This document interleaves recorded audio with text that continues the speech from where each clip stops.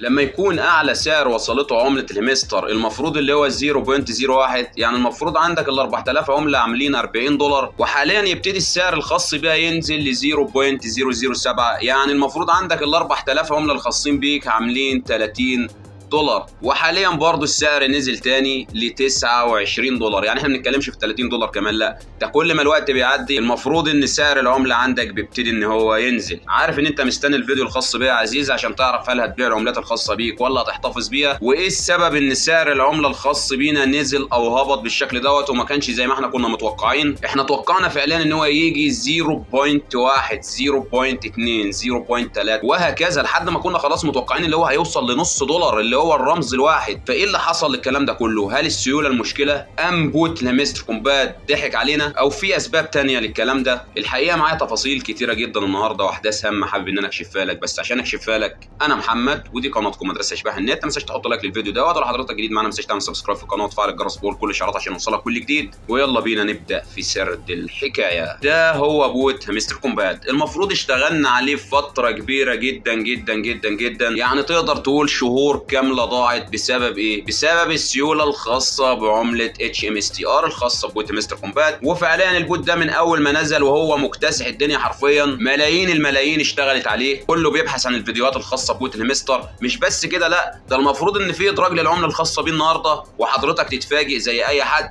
ان سعر العمله اصلا مش بيعلى، اعلى حاجه وصل لها اللي هي 0.01. يعني تخيل لو معاك 4000 رمز او توكن من العمله الخاصه ب HMSTR، تخيل ان انت بتبدلهم ب $40. هل فعليا ضيعنا وقتنا على بوت الهيمستر كومبات؟ فعليا يا شباب وقتنا ضاع بشكل كبير جدا على بوت الهيمستر كومبات. الناس اللي اتحذرت اصلا من بوت الهيمستر كومبات، الناس دي انا بقول لها مبروك ليكم ان انتوا اتحذرتوا اصلا عشان ما تشوفوش المهزله اللي بتحصل دي. طيب يا محمد ما تقول لنا بقى هنعمل ايه؟ هل هنبيع العمله ولا هنبتدي ان احنا نخزنها ولا هنعمل ايه؟ خليني بقى اوريك حاجه مهمه جدا عشان حضرتك كده تكون نشيط ودماغك وتركيزك شغال معايا. وانا اخدتك هنا للمحفظه الخاصه بالتليجرام، عايزك تبص هنا على النوت كوين سعرها عامل قد ايه؟ 0.008. الدوجز 0.008. انا بتكلم بعد اللي هي 0 بوينت، انا بقرا الارقام مباشر.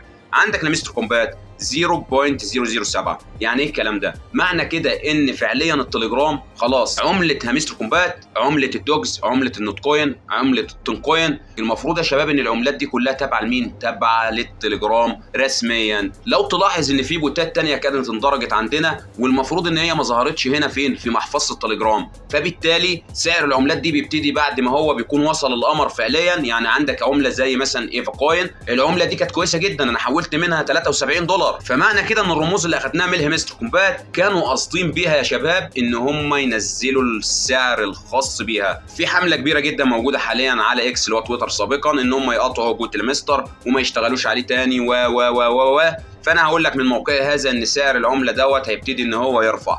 هتقول لي ازاي؟ هقول لك دلوقتي كله هيبتدي يبيع العملات الخاصه بيه. خلينا بقى نتوجه على باينانس بالشكل دوت ونشوف سعر العمله مع بعض. هنا بالشكل دوت خلينا نروح لكلمه بيع. هنا المفروض السعر عامل 0.007. هتقول لي يا محمد دول $29. هقول لك لو تفتكر معايا عمله النوت كوين اول ما نزلت كانت مثلا في الحساب الخاص بيك بتلاقي $30 $40. انا بتكلم هنا على باينانس. خلينا نروح على المحفظه عندنا بالشكل دوت ونضغط على الهيمستر بالشكل ده ونبتدي ان احنا نظهر الرصيد.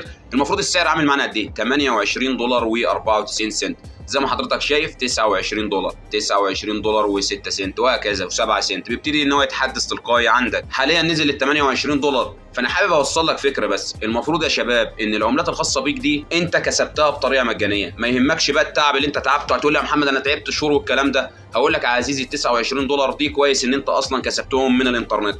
مفيش ربح على الانترنت يا شباب بسهوله، يعني مفيش اي حاجه بتيجي كده وربح من الانترنت بيجي بسهوله، لازم تقدم تعب عشان تلاقي المقابل الخاص بيه. متفقين على الكلام ده؟ متفقين على الكلام ده. خليني اقول لك جميل جدا وعسل جدا كمان. بعد كده يا شباب المفروض ان العمله الخاصه بالهيمستر كومبات دي سعرها يبتدي يزيد. هتقول لي ليه؟ هقول لك النوت كوين زمان لما كانت مثلا سعرها اول ما اندرجت مثلا كان معاك في حسابك $30، جينا بعد يوم او يومين او مش عارف 3 ايام لقينا ان سعر العمله وصل $80. يعني انا معايا 30 في حسابي، ادخل ابص على حسابي بعد كده الاقيه $80.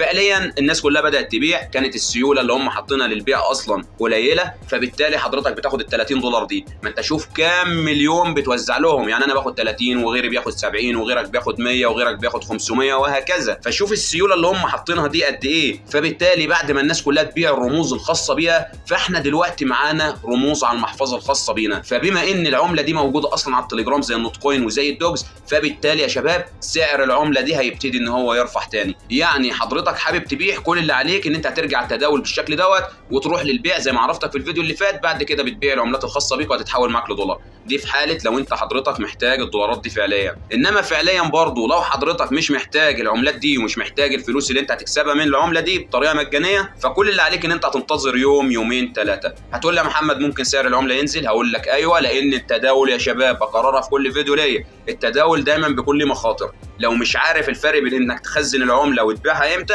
فيفضل ان انت تبيع عملتك دلوقتي. انما لو عارف الفرق كويس بين انك تخزن العمله يوم يومين 3 شهر شهرين لحد ما الرموز الخاصه بيها تبتدي تقل في السوق وتبتدي حضرتك تبدلها على مبلغ اعلى، فكده شابوه ليك، انت راجل محترم وفاهم الدنيا ماشيه ازاي. انما الناس المبتدئه اللي حابه انها تكسب اي فلوس من الانترنت، انا بقول لك دلوقتي اعلى سعر وصلته العمله كان 0.01 اللي هو ال 4000 منها عاملين 40 دولار، يعني لو معاك 1000 هيكونوا عاملين 10 دولار. فاكيد الفكره وصلت لحضرتك. ده بالنسبه لايه؟ بالنسبه للعملات الخاصه بالهيمستر كومبات. طيب يا محمد انت هتبيع ولا هتخزن؟ انا من النوعيه اللي هتخزن يا شباب، وبتحمل مسؤوليتي الشخصيه، وحضرتك كمان بتتحمل مسؤوليتك الشخصيه. هتقول لي ازاي؟ هتقول لي ما تجيش تكتب لي في كومنت تحت الفيديو دوت انت توقعت ان سعر العمله هيرفع وبعد كده ما رفعش او نزل. فحضرتك القرار اللي انت شايفه مناسب ليك، سواء محتاج الفلوس دي او حابب تخزن العملات دي زي ما انا هعمل، فالقرار في الاول وفي الاخر هيكون لحضرتك مش لحد تاني. انت بتقيم السوق ماشي ازاي، سعر العمله ماشي ازاي، هل بيرفع هل بينزل، هل هبيع بخساره، هل هكسب بعد كده، كل ده حضرتك بتتوقعه مفيش اي مشاكل. ده بالنسبه لبوت الهيمستر كومبات. خلينا نرجع بالشكل دوت يا شباب على التليجرام، والسؤال اللي بيطرح نفسه دلوقتي، هل نكمل بقى على بوت الهيمستر كومبات ولا نبتدي ان احنا ما نشتغلش عليه؟ هقول لك يا عزيزي بالنسبه لبوت الهيمستر كومبات، الكل اللي جاي فيه مش زي التعب اللي فات منك. انا اللي طالبه منك بس ان انت تدخل يوميا كده تعمل اي حاجه في البوت، ادخل كده على اي حاجه بالشكل دوت. هنا مثلا ادي الحاجات دي اعمل لها تشيك بالشكل دوت. خلاص على كده بتبتدي تاخد 10 كريستالات من كل فيديو، جميل جدا. بعد كده هنا ما تهتمش بقى لا بربح في ساعه ولا في عداد وقت تضغط عليه اللي هو تكبيس على الشاشه، ما تهتمش باي حاجه. انت بس كل اللي عليك يوميا كده تدخل على البطاقات الخاصه بيك. انا مش هقول لك قطع البوت لان العملات اللي هتكسبها منهم احسن منهم، دي طريقه مجانيه. كل اللي عليك بس ان انت بتدخل على الكارت هنا، اي كارت جديد بينزل بتبتدي تشتريه بكريستالات لحد ما ينزل الموسم الثاني من بوت الهيمستر كومبات. لان في نسبه كبيره من الاجانب عاملين مقاطعه رسميا على اكس ان هم ما يستخدموش بوت الهيمستر ثاني. بس نصيحه مني انا، انت لو هتكسب بس 100 عمله منهم، 2000 عمله منهم، 1000 عمله منهم، فحضرتك الكسبان مش هم. هتقول لي ليه يا محمد؟ اقول لك ببساطه يا عزيزي، ده ربح من الانترنت. انت تعبت على بوت الهيمستر كومبات وما اخدتش حق التعب بتاعك، فعادي اتس اوكي.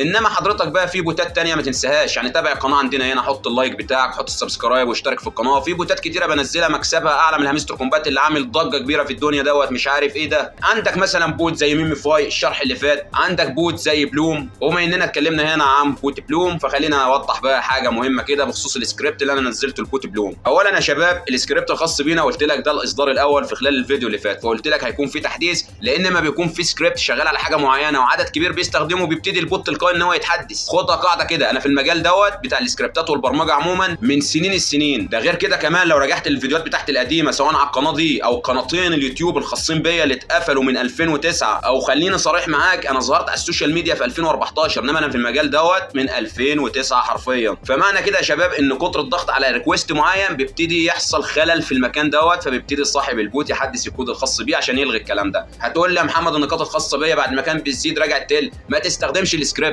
ما انت لو فاهم السكريبت بيستخدم ازاي مش هتعمل الكلام ده. وخصوصا ان انت بتيجي على اول 3 4 دقايق في الفيديو بتاعي بتشوف طريقه تشغيل السكريبت 1 2 3 وبتتجاهل تماما باقي الكلام اللي انا بقوله، فبالتالي بيحصل عندك خطا وتجيلي بعد كده تقول لي والله العظيم ده انت السبب، ده انت يا محمد اللي ضيعت لي العملات، ده انت يا محمد. عزيزي افهم، انا دلوقتي انا مش محتاج ان انا انزلك سكريبت. انا بالنسبه لي انا كمحمد ممكن حاليا ادخل على اي بوت قدامك دلوقتي لايف وابتدي ان انا فعليا بدل ما هو في نقطه واحده، خليني اقول لك مش هدعو اي اصدقاء، هحول لك النقطه دي لمليارات من العداد، يعني اخلي العداد اللي عندك دوت يحدف مليارات كده. بس انا في غنى عن الكلام ده، انا حاليا انا بستخدم السكريبت بطريقه عقلانيه. يعني خليني اقول لك بوت المفاتيح اللي انا كنت عامله للهيمستر كومبات هنا، خلينا بما اننا بنتكلم يعني البوت دوت يا شباب انا كنت باخد منه يوميا كام مفتاح؟ كل لعبه باخد لها مفتاح واحد او كود واحد من بوت المفاتيح اللي انا مبرمجه. تخيل بقى انا مبرمج لك انت البوت، كل يوم تروح تاخد من البوت 16 كود ب 16 مفتاح، وترجع تقول لي السبب من الاكواد بتاعتك، السبب من السكريبت بتاعك. فانا يا عزيزي مش هرد عليك تاني في اي فيديو الصراحه، لان انا بكون لحد هنا وضحت لك كل حاجه. حضرتك تجاهلت كلامي دوت، في سكريبتات كتيره جايه، فبكل اريحيه كده اكتب لي تحت الفيديو دوت ما تعملش سكريبتات تانية يا محمد، وصدقني انا مش هفيد اي حد. انا كده كده لا برفع لك السكريبت على اللينك ربحي